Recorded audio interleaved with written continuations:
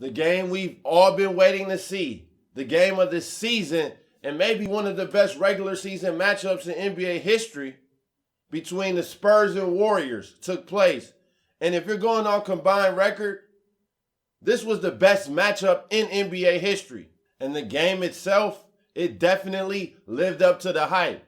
A lot of people thought it would be a shootout, but instead we had a defensive grind out game in which the San Antonio Spurs prevailed. Golden State falls to 62-7. The Spurs improved to 59-10. And now the question is, can San Antonio knock off Golden State in a 7-game series? And also, will the Warriors still be able to top the Bulls' 72-10 regular season record? Right now they're 62-7, and they have to go 11-2 the rest of the way. I'll answer both questions next.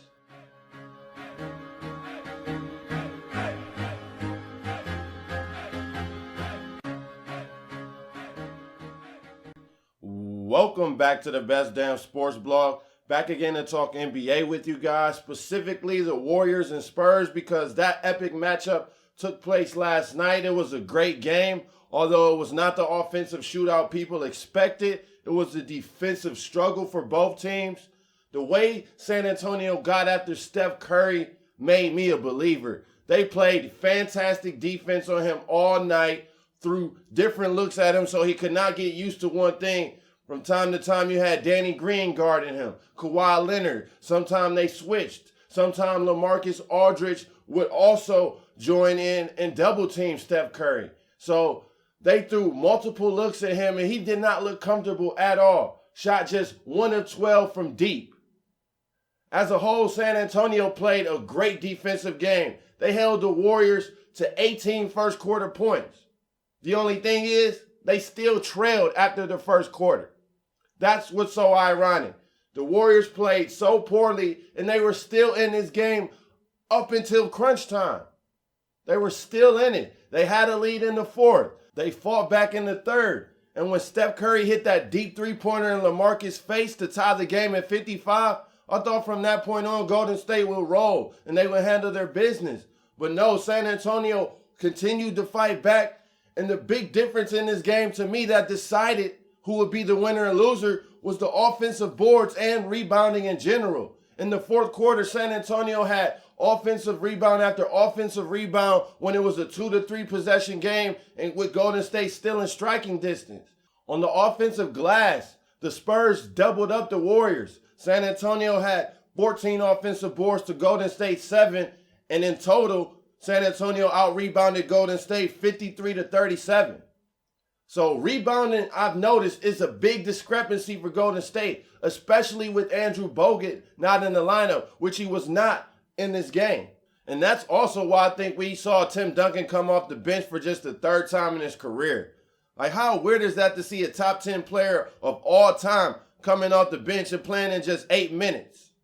I think it was the fact Golden State, with no big man, Draymond Green was playing at center most of the time, so why put out Tim Duncan and LaMarcus Aldridge? You only need one. And they still handled their business on the boards, not playing Tim Duncan that much. And Boris Diaw, he was also an X factor because he was killing Harrison Barnes in the post. He finished 6 of 7 from the field, 14 points, 8 rebounds. And Boris Diaw, he was one of those players who was coming up with the clutch rebounds on the offensive glass for San Antonio down the stretch that helped them secure this victory. And San Antonio's victory, that was very needed for the NBA.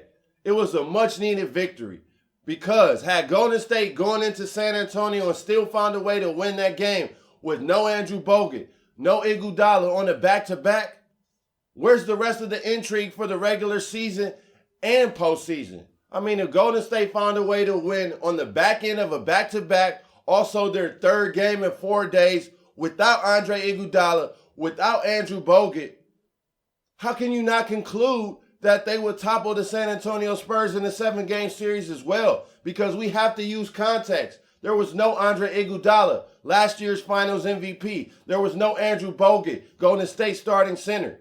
So the Spurs, they had to take care of business. They were in San Antonio, where they have not lost in over a whole year. But I don't want to take credit away because San Antonio put on a defensive clinic.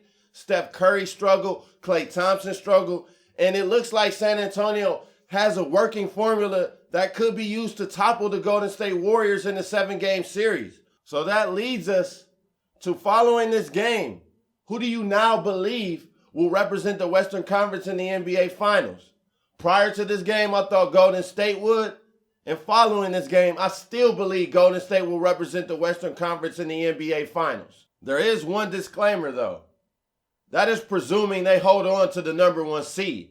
If somehow San Antonio is the number 1 seed at the end of the regular season, all bets are off.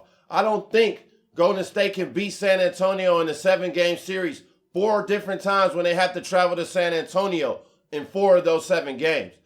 Now, for the reasoning why I believe Golden State is still the best team in the Western Conference and will make it to the NBA Finals is context is everything.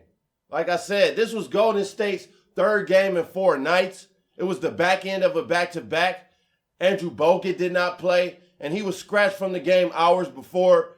Andre Iguodala is still out with this ankle injury. And how can we forget he's a Finals MVP?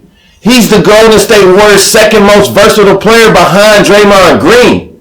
And even Andrew Bogut, he doesn't play the largest role on this team, but he's the starting center. And if you don't have a 7-footer out there at any point in the game, a team like San Antonio is going to out-rebound you and capitalize off of that. So with those 2 players missing, you have to take that into account. And then Steph and Klay, they were just awful. Steph Curry was 4 of 18 shooting from the field, 1 of 12 from deep. That was his worst 3-point shooting night in his NBA career, 1 of 12.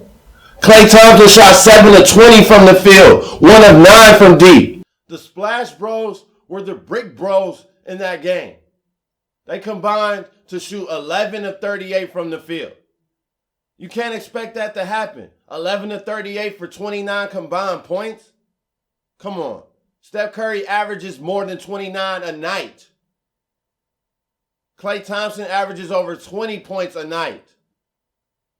Those 2 players are not going to be that poor for 7 games.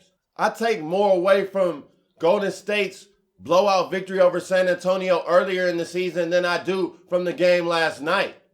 San Antonio was supposed to win this game, and they got the job done. Now, in no way am I trying to say San Antonio doesn't have a shot, because now I believe they have a greater shot than I did before. I give San Antonio like a 45% chance. So I give them a great chance to come out of the West. But as of now, I'm sticking with the best team and who has been the best team throughout all 70 games just about played. And that's the Golden State Warriors. And as I move on to talk about them possibly toppling the Bulls' 72-10 record, at this point, I think they still can do so. They have to go 11-2 the rest of the way. They face San Antonio twice. They play Memphis twice. They still got Portland. They still have the LA Clippers. But at this point, I honestly don't even care. An NBA championship is all that matters. Yes, it would be nice to see Golden State break NBA history. And if they do, they will hold a piece of history. But if they are unable to win the title on top of that, that history that they hold won't mean a damn thing.